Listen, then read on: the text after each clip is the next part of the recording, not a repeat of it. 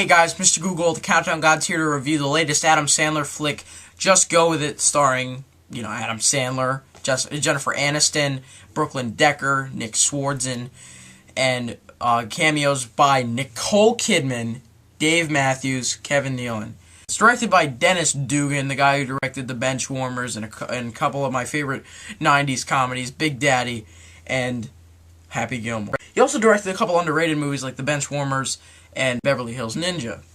Now, the basic plot of the movie is that Adam Sandler plays a guy who's about to get married, and then he takes his wedding ring and just, has all these one-night stands with all these girls, and then to, not really be in any relationship that involves commitment, just a one-night stand, bye-bye, cool, totally realistic, yeah, no. But when he finally meets the one, played by Brooklyn Decker, he suddenly changes his state of mind and thinks this is the girl of his dreams. This is definitely her.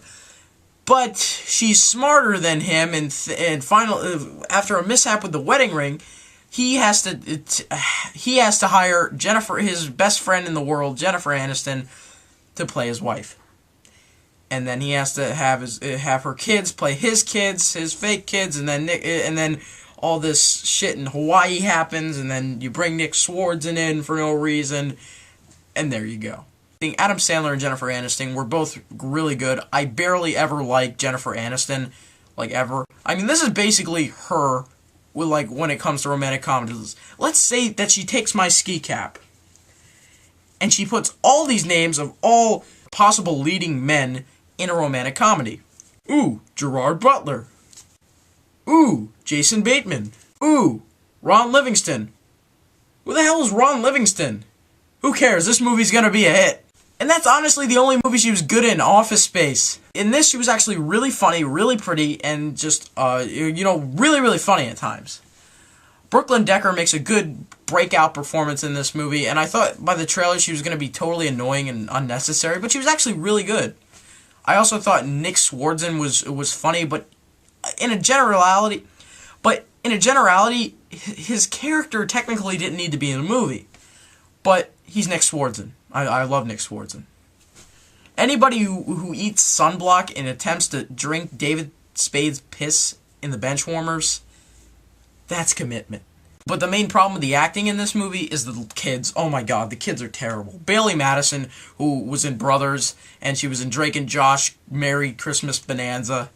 Oh, she's like the female president of, overacting kids.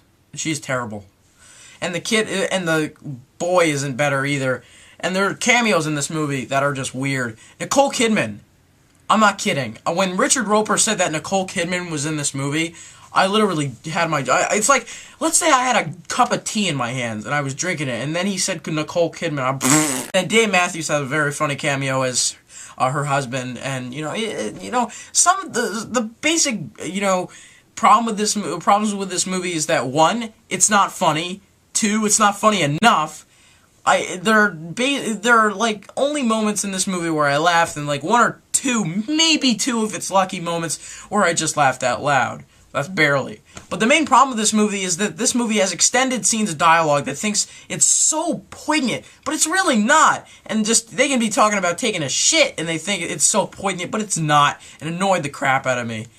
So overall, this movie is basically not that good. It's better than I expected.